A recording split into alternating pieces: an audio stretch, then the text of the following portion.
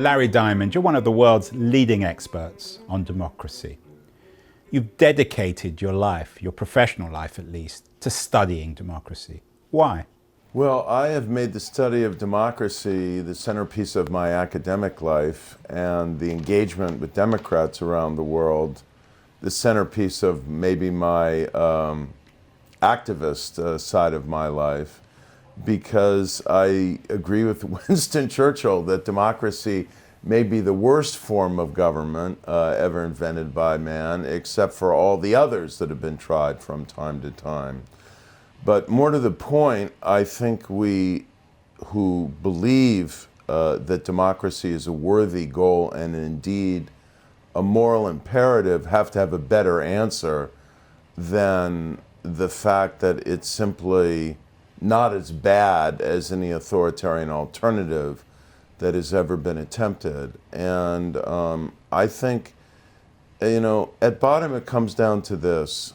If you believe in freedom, if you believe that there is such a thing as universal human rights, that people have the right to live their lives free of terror, imposition, and intimidation, that people have the right to freedom of person, human dignity, freedom of religion, freedom of thought, freedom of expression, freedom of movement, freedom to organize, to try and express and defend their interests and improve whatever reality they feel is imposing upon them.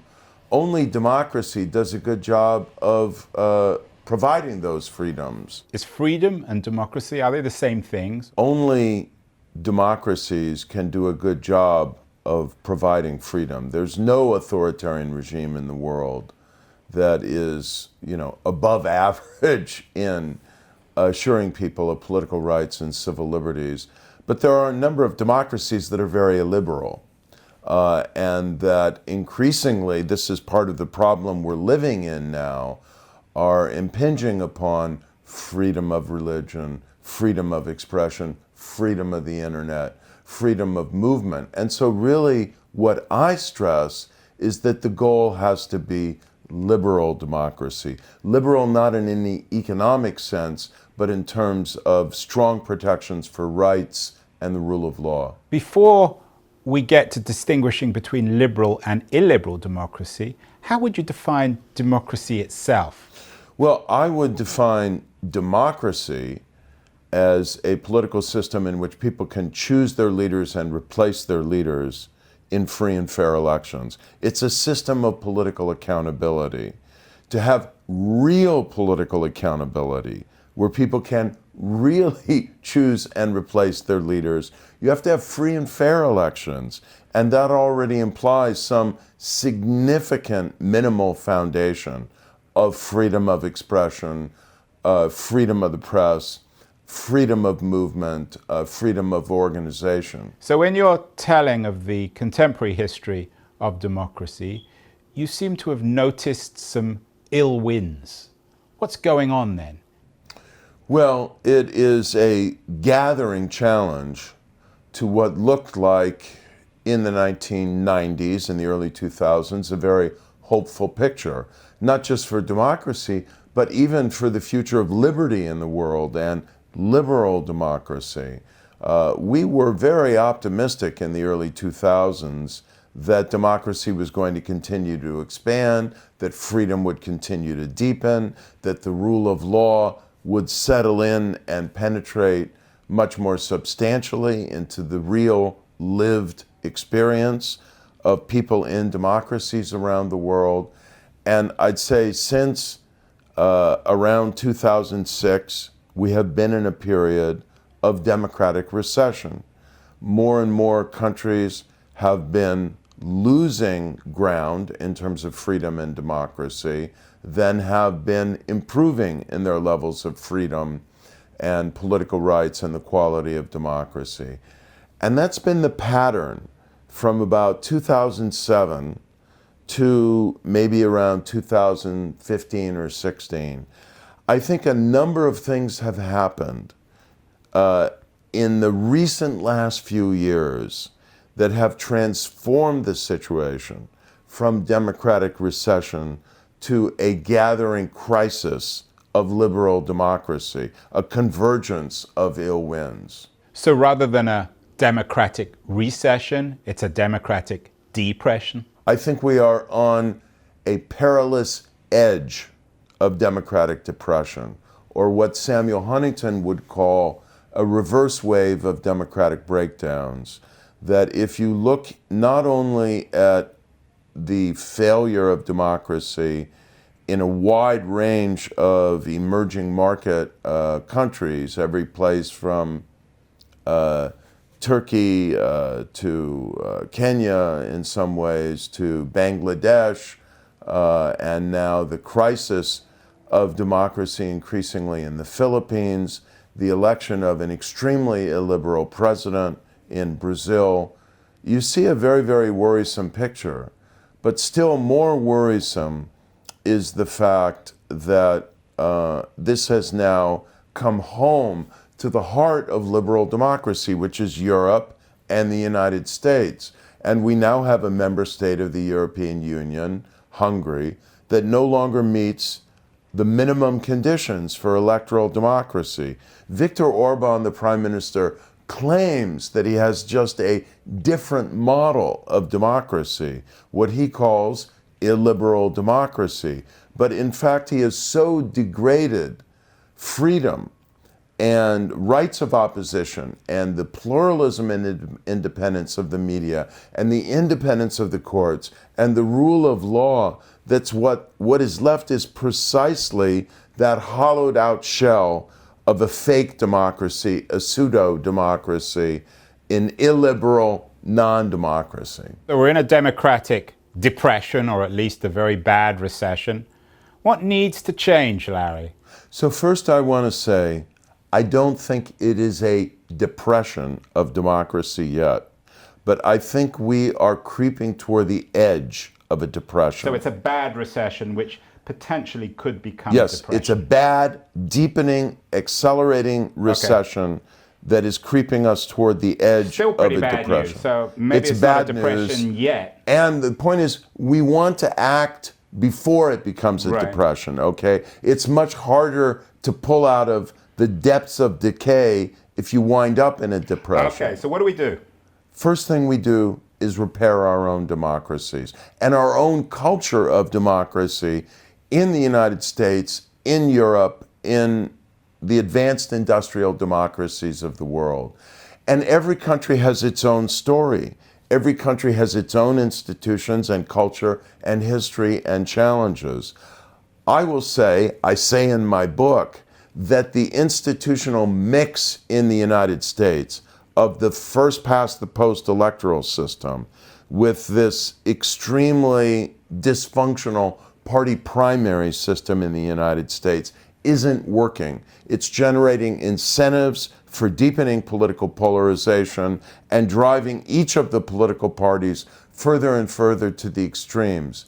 The first thing we could do, the most powerful political reform we could adopt that would give us the greatest leverage in repairing and reversing our democratic tailspin in the United States is to adopt ranked choice voting, preferential voting, and take away that first past the post element. Now understand how this works. Right now, there are only two candidates that matter in almost any election in the United States above a nonpartisan municipal level.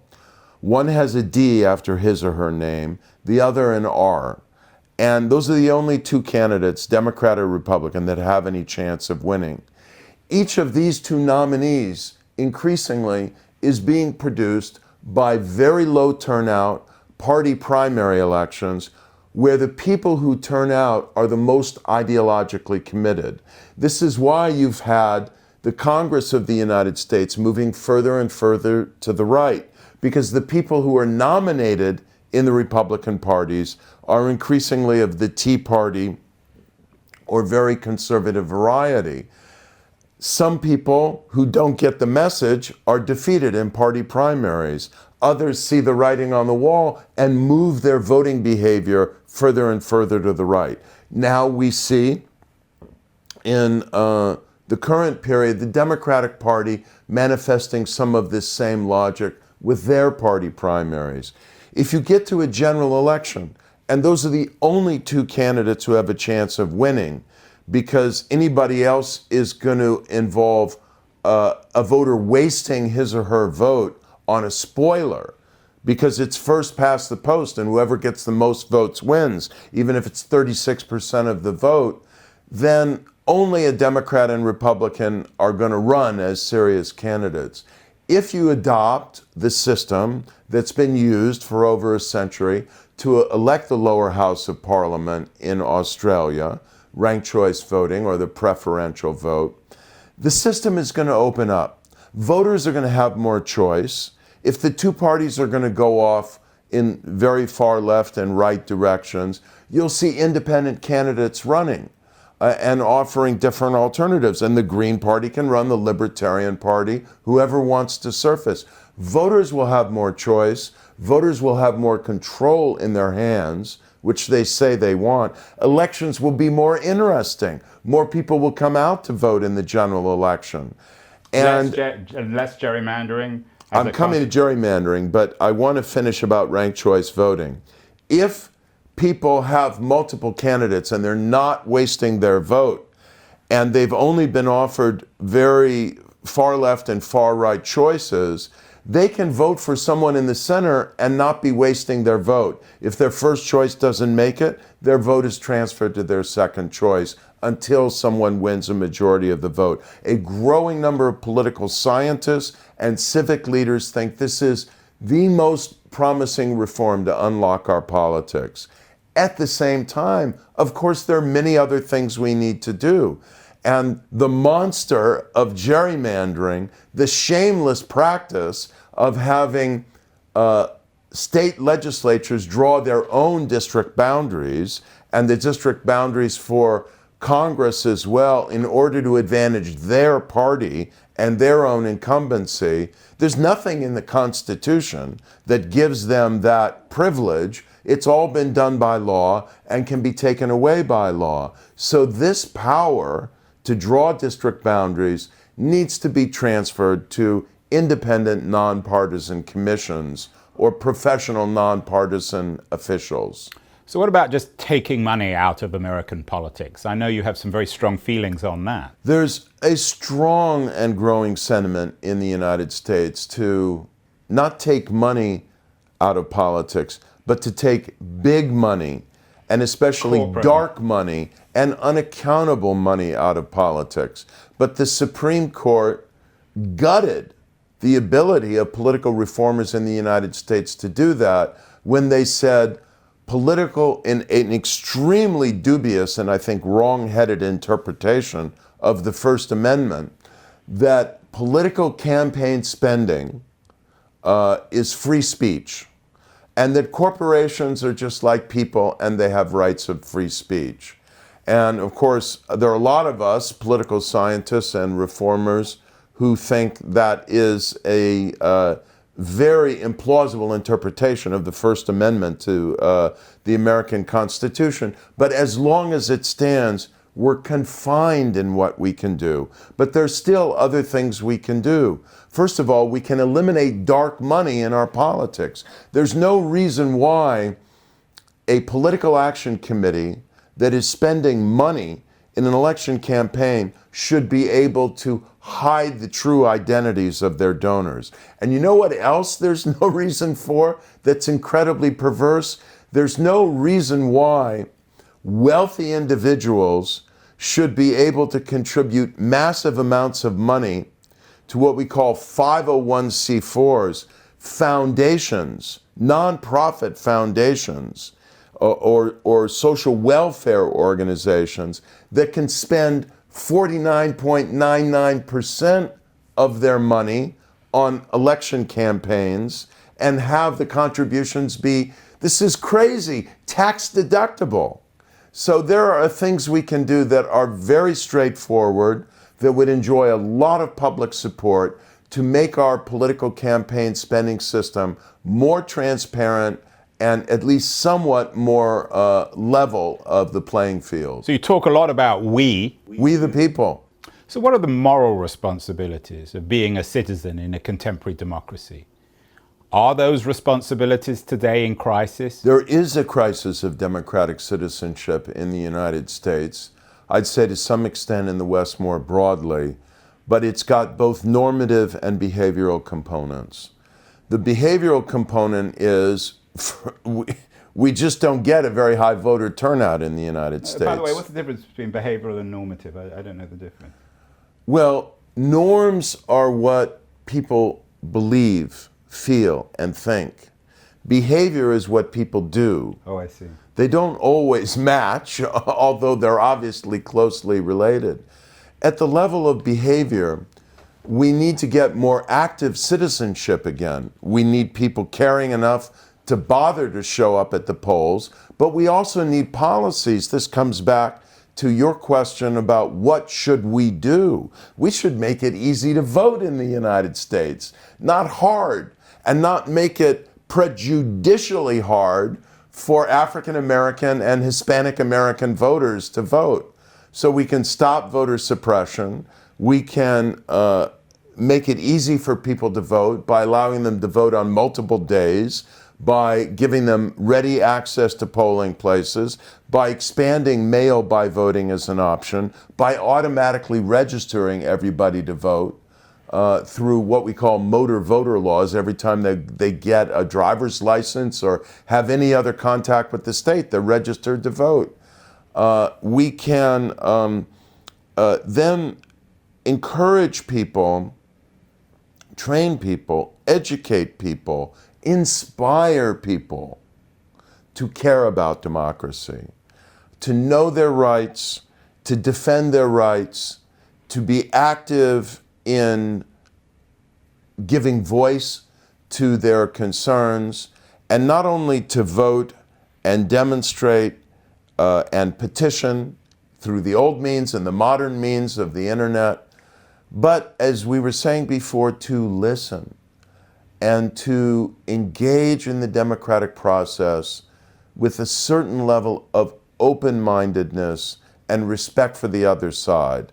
Not necessarily buying their arguments or deciding to compromise halfway in the middle, but developing a certain open-mindedness and empathy with other people who feel at risk, disrespected, insecure, or whatever it might be. So it seems as if you're saying that democracy is really about being human. It defines us as a species. I would say, I would put it slightly differently. Freedom is about realizing our humanness and protecting it. That freedom is inseparable from human dignity, and that if you read the Universal Declaration of Human Rights or any other international or regional instrument of human rights, you see that the right of free expression, of organization, of mobilization, of assembly, of religion, of conscience, of belief, that all of these are intrinsic to our distinctive properties as human beings. And democracy is the only political system in the world that can secure freedom.